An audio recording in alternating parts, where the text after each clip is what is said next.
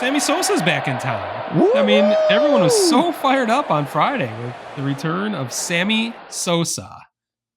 21 years since he exited the ball game, the final game of the 2004, clandestinely, left the game before the game was over. I think it was the fourth or fifth inning. He left after a terrible final week of the season where it looked like they were going to the playoffs. They shit the bed. And I think the Mets actually made, or maybe the Mets swept them that week or something to knock them out of the playoff race. Sammy left the game before it was over, which is probably the biggest cardinal sin you could ever do against your teammates. He denied it, of course. The Cubs then produced surveillance footage, security cam footage from the parking lot showing him leaving before the game was over, which I will always laugh about. That is where the famous boombox smashing incident happened. Allegedly, Kerry Wood was the perpetrator, but he was definitely a leader of that team and probably well supported by the rest of his teammates, as Sammy Sosa was a terrible teammate. He was also a terrible, maybe I'm not going to call him a terrible human being. He's not a good guy.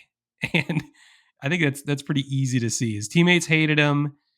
Beyond the corked bat incident, he's clearly a cheater. He's an alleged steroid user. I think we can confirm that.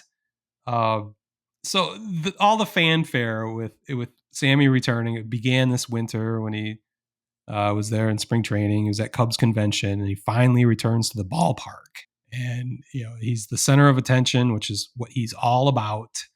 Loving every second of it.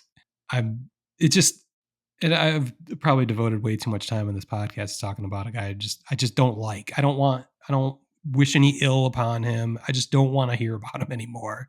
But that's not going to be the case, because he's going to be all over the place, most likely. I'm not sure if it's been announced, but he will make the Cubs Hall of Fame. If he will potentially never make the National Baseball Hall of Fame, but he will be in the Cubs Hall of Fame sooner than later. So he had a media blitz. He was everywhere you could look. You could find Sammy Sosa on Friday and Saturday, and including on one of my favorite shows, Inside the Clubhouse, on The Score on Saturday mornings with Bruce Levine and David Haw.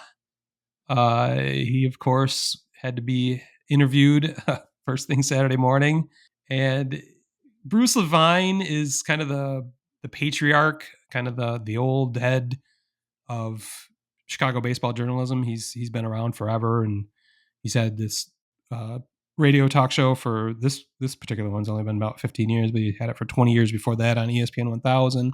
He says all the time that he is a friend of Sammy Sosa, that they are friends just because they've known each other for so long. So that's how he got Sammy to agree to the interview. And I'm sure they talked about the parameters of the questions before this interview, but somehow Sammy is still unprepared for the question that everyone in a responsible journalist position would ask about how he views the steroid era that he came through, and if he is apologetic, or what his thoughts are, at least. So I think you've got I literally put the transcript down because it was so ridiculous. Parts of it are ridiculous because of the way Bruce phrased the question, a tough question, to his friend. But certainly Sammy's response, which is very similar to what we heard when he was first asked when he showed up to Cubs convention over the winter. So I think you've got the transcript over there. Yeah. So Bruce asked, what are your deepest thoughts about the steroids era you played in, and people trying to pick out different players as to whether they did good, bad, or not enough? So Sosa replied, I'm going to try to make sure I read it verbatim, because I wrote it down verbatim. Because there's words missing and stuff. Yeah. So, yeah. So Sammy responds, well, look, when we played, we played the game. Like I said. Wait, when we played the game. Okay. They don't play the game anymore. They just play. Right. Yes. Play. Yeah. Like I said, that was the moment. We played the game the way it was. So I don't know about you, but that one to me is admitting he took steroids. I think that's eventually that's what he got to, was saying that everyone was doing steroids, so he was doing steroids as well. So he played the game like it was, juicing up, which, he is right actually, but Yeah, that's fine. how it's fine. And then, like I said, it's a different era right now. I mean, everything is different. They have some different opportunities now. You've heard that that nervous laughter from Sammy. Yeah. They have different opportunities now that you can go out there and have a better year. I have no idea what that means. I don't know what the fuck that means. Is it the pitch clock? Bigger bases? Maybe it's the bigger bases. Maybe he's alluding to there's like some other steroids going on that no one knows about. So who knows? But I played with a lot of good players. I agree. I don't pick and choose anybody.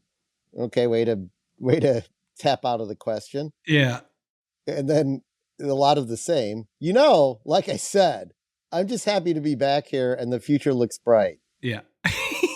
So Bruce wasn't asking him to name names. He was asking him like what he thought about some people getting, like, he's trying to help Sammy out. He's like, well, you got singled out, but we know there are other Hall of Famers that did steroids that just got away with it because they have good personalities, such as David Ortiz. Yeah, David Ortiz, Jesus.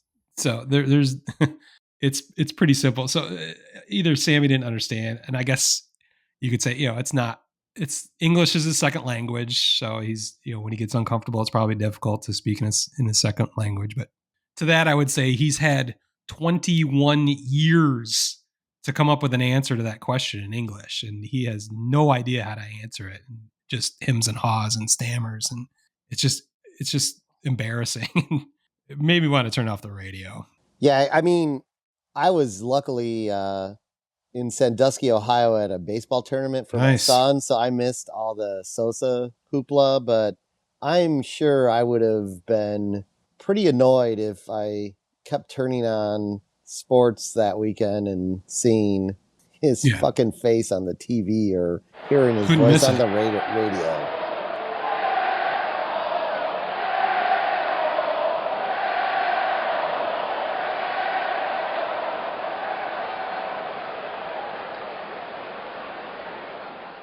Word Hole Media.